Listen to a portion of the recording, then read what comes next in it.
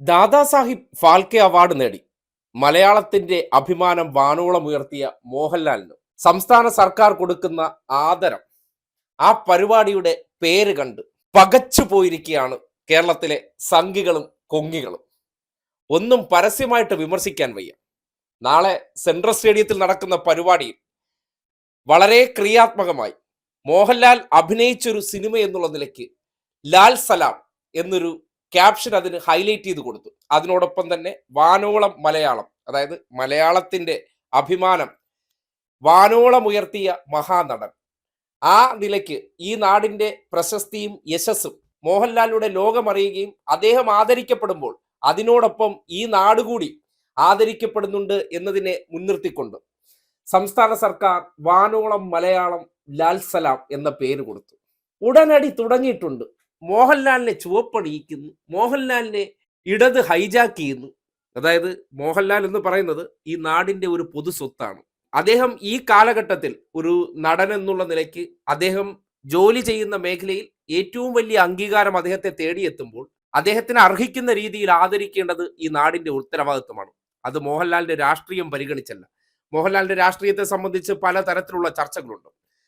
ആ ചർച്ചകളെല്ലാം നിലനിൽക്കെ തന്നെയാണ് ഈ അടുത്ത ദിവസം അദ്ദേഹം പുഷ്പനെ കുറിച്ചുള്ള ആ പുസ്തകം വായിക്കുന്ന ഒരു ചിത്രം സമൂഹ മാധ്യമങ്ങളിലൂടെ പ്രചരിച്ചത്. ഇടത് സൈബർ ഹാൻഡിലുകളിലെല്ലാം മോഹൻലാൽ ആ പുസ്തകം വായിക്കുകയും ഇടതുപക്ഷ ചരിത്രത്തെക്കുറിച്ച് അറിയാനുള്ള ശ്രമം നടത്തുന്നത് വലിയ തോതിൽ പ്രചരിപ്പിക്കപ്പെട്ടു. അതിന് പിന്നാലെയാണ് ഈ പരിപാടി കൂടി നടക്കുന്നത്. സഹിക്കുവോ? മോഹൻലാലിന്റെ ജാതിയും മതവും വെച്ച് ഹൈലൈറ്റ് ചെയ്യാൻ ശ്രമിക്കുന്നവർക്ക് അതിനപ്പുറത്തേക്ക് ഈ നാടിന്റെ അഭിമാനമാണ്, ഈ നാടിന്റെ പൊതുസ്വത്ത് എന്നുള്ള നിലയ്ക്ക് നാളെ സെൻട്രൽ സ്റ്റേഡിയത്തിന് അദ്ദേഹത്തിന് കൊടുക്കുന്ന ആദരമെന്ന് പറഞ്ഞാൽ ഒരുപക്ഷെ മോഹൻലാൽ എന്ന നടന് അദ്ദേഹത്തിന്റെ ജീവിതത്തിലെ ഏറ്റവും വലിയ അവിസ്മരണീയമായ മുഹൂർത്തമാണ് സമ്മാനിക്കാൻ പോകുന്നത്. ആ നിലയ്ക്കുള്ള സംഘാടനമാണ് വളരെ പെട്ടെന്ന് സർക്കാർ ഒരുക്കിയിരിക്കുന്നത്.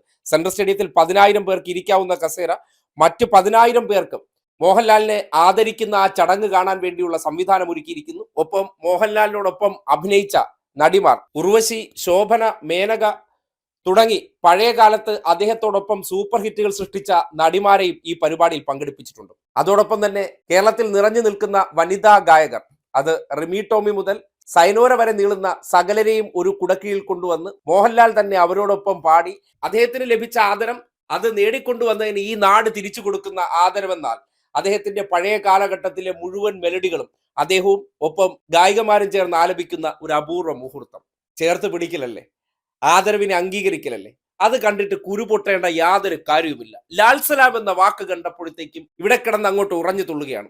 ആരും ഉറഞ്ഞു തുള്ളേണ്ട കാര്യമില്ല. ഈ നാട് ഭരിക്കുന്ന സർക്കാരിനറിയാം മോഹൻലാലിനെ അവർ ആദരിക്കുന്ന ചടങ്ങിൽ അദ്ദേഹം തന്നെ കഥാപാത്രമായി മാറി സൂപ്പർ ഹിറ്റായ ഒരു ചിത്രത്തിന്റെ പേര് ലാൽ സലാം. അതിന് ചുവപ്പ് സലാം എന്നൊരു അർത്ഥമുണ്ട്. എന്നാൽ മോഹൻലാലിലേക്ക് വരുമ്പോൾ ലാലിന് സലാം എന്നുള്ള നിലയ്ക്ക് അതിനെ സർഗാത്മകമായി ഉപയോഗപ്പെടുത്തിയപ്പോൾ സഹിക്കാത്തവർ മാറിയിരുന്ന് മോങ്ങുക എന്നതിനപ്പുറം മറ്റൊന്നും ചെയ്യാനില്ല.